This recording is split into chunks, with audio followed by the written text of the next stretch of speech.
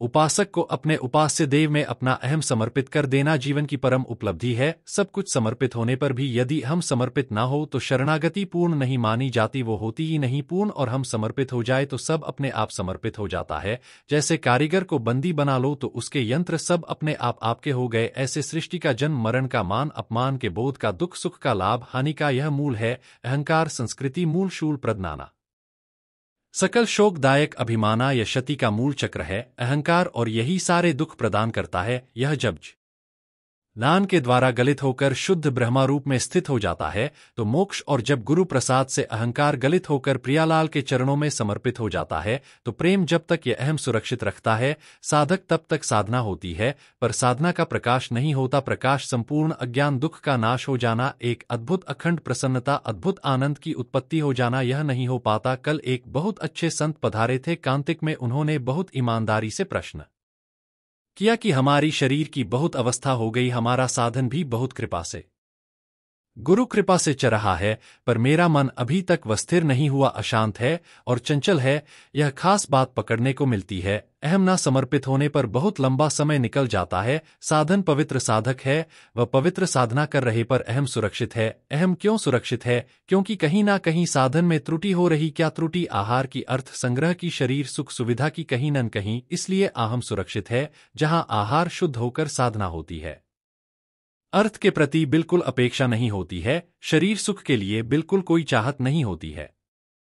अहम गुरु प्रसाद से अपने आप गलित हो जाता है। जिसका देहाभिमान गलित हुआ है वही अध्यात्म की ऊंचाई पर पहुंचता है। भक्ति में दैन्य, ज्ञान में निरपेक्षता, इतना दैन्य ना पसुनी चंत्रण से भी अपने को नीचा मानने वाला अहंकार गलित हो चुका है और निरपेक्ष संपूर्ण त्रिभुवन से स्थूल शरीर, सूक्ष्म शरीर, कारण शरीर, तीनों शरीरों से निरपेक्ष व ब्रह्मा बुद्ध संपन्न महापुरुष अहंकार रहित होता है। इसलिए उपासक को ध्यान देना चाहिए, चाहे वह गृहस्थ उपासक हो या विरक्त। अहंकार का गलित हो जाना साधना का विशुद्ध फल है। जो जितना दैन्य उतने ही महान, भक्त जो जितना निरपेक्ष उतने महान, बोध ज्ञानी महात्मा। अगर यह दोष महान आध्यात्मिक सद्गुण नहीं है तो उसका ज्ञान ज्ञान नहीं है, उसकी भक्ति अभी रंग नहीं लाई है। श्रीपाद प्रबोधानंद जी महाराज कह रहे हैं, वृंकिम पजंता दुष्प्रवेश प्रदेशम गत्वा प्रोच निज दत्त मजलपन 10 अत्यंता त्या विकल विकलो दिव्य मूर्त कया पश्री स्वरया ज्ञाकर मगदशा वाक्य सुधा स्वासित्या। आप लोग जो वृंदावन में पधारे हैं, जो वृंदावन में आपको प्रवेश मिला है, यह केवल मेरी श्री जी की कृपा से मिला है, नहीं हमारा शास्त्र कहता है वृंदा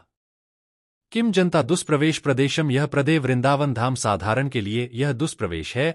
यहाँ कोई अपने बल से नहीं आ सकता, रुपया का बल, व्यवहार का बल, संबंध का बल नहीं। जिनको वृंदा विपिन है, कृपाति नहीं की होए। हरिवंश महाप्रभु कहते हैं, श्री राधिका कृपा बनु सबके मनन अगम। श्रीपाद कह रहे, वृंकिप जनता दुष्प्रवेशम प्रदेशम। यहाँ आप अपने भाग्य से नहीं आए हैं, अपने धन बल से नहीं आए हैं, अपने संकल्प बल से नहीं आए हैं, हमारी प्रियाजू ने आपको बुलाया है। सच्ची मानिए, यह धाम कोई तीर्थों में नहीं आता, तीर्थराज प्रयाग भी जहां लूटते हैं आकर, वह यह महान प्रियाजू का निज महल वृंदावन धाम है। श्रीधाम वृंदावन की समानता केवल वृंदावन ही कर सकता है। प्रिया प्रीतम की रूप माधुर्य प्रेम की समानता सिर्फ प्रिया प्रीतम ही कर सकते हैं। यद्यपि यही सब अवतारों के अवतारी हैं, यही सब धामों के धामी हैं। श्रीपाद कह रहे हैं, अहो धन्य धन्य है वह जिसको वृंदावन में थोड़ा सा भी अपनापन हो गया। मेरो वृंदावन जीवन वृंदावन यह प्रेम प्राप्ति के लिए अत्यंत अनिवार्य है। श्री उद्धव जी महाराज परम ज्ञानी महात्मा है, श्री भगवान के नित्य समीप रहने वाले परम प्रिय सखा और मंत्री भी है। भगवान के प्रधान सलाहकार उद्धव जी है। दे गुरु बृहस्पति जी के बड़े प्रिय शिष्य और संपूर्ण बृहस्पति जी के द्वारा प्राप्त कला और विद्याओं में ज्ञान में निपुण है, लेकिन प्रेम से अपरिचित है। भगवान मथुरा में बैठे बैठे प्रेम का उपदेश कर सकते थे, लेकिन बिना प्रेम भूमि के केवल उपदेश मात्र से प्रेम का रंग नहीं चढ़ता है। इसीलिए श्री भगवान ने उद्धव जी को बहाने से भेजा, जाओ मेरे प्रिय प्रेम में तन्मय ब्रजवासी जन है, गोपी जन है, तुम परम ज्ञानी हो, उनको ज्ञान का उपदेश कर दो तो रोना बंद कर दे और उनका रुदन बंद हो जाए तो मेरा रुदन बंद हो जाए, क्योंकि वह रोएंगे तो हमें भी रोना आएगा। यथा माम प्रपद्यन्ते तस्त बजा में हम, यदि कोई रो रो के मुझे भजता है तो मैं रो रो के उसको पुकारता हूँ। यदि वो मेरे मिलने के लिए तड़पता तो मैं उसके मिलने के लिए तड़पता हूँ। यह यथा माम प्रपद्यन्ते ताजाम। उद्धव जी इस प्रेम भूमि में प्रवेश किया तो संपूर्ण ज्ञान उनका धूल दूषित हो गया। प्रेम भूमि के बिना प्रेम का उपदेश रंग नहीं लाता, इसीलिए यहाँ भेजा था। आप जो यहाँ आए हैं, मेरी लाडली जी की अपार कृपा है। मानो आपके अंतिम जीवन का निर्णय हो रहा है कि इस दुखद संसार में आपका अंतिम जन्म है।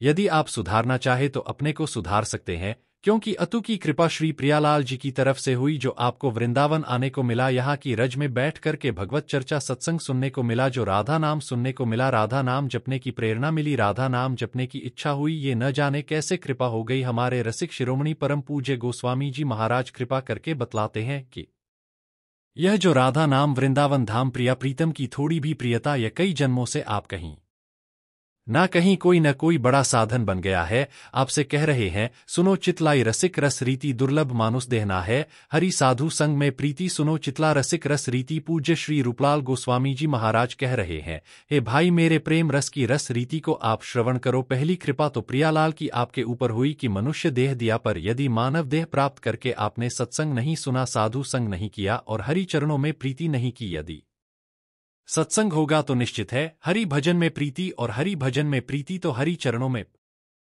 रीति हो ही जाएगी, क्योंकि भजन न होए संग, बिन भजन बिना नहीं प्रीति। यदि भजनानंद प्रेमी महात्मा का संग ना हो तो भजन नहीं हो सकता, हो भजन ना हो तो हरि चरणों में प्रीति नहीं होगी। दुर्लभ देह मनुष्य का पाकर के यदि साधु संग में रति नहीं हुई तो हरि चरणों में प्रीति कैसे हो जाएगी। हे भाई बहुत ध्यान से सुनना, ये महाप्रभु हित जुका ही स्वरूप है। श्री रूपलाल गोस्वामी जी महाराज बड़े सिद्ध रस में डूबे हुए महापुरुष, जब ये बाल्यावस्था में ही थे तभी पद रचना शुरू कर दी थी। श्री जी की मेरी बारी को भंवरवा पहला पद है, मुझसे कहूँ अनत न जाए, बहुत उच्च कोटि का इसमें भाव छुपा हुआ है।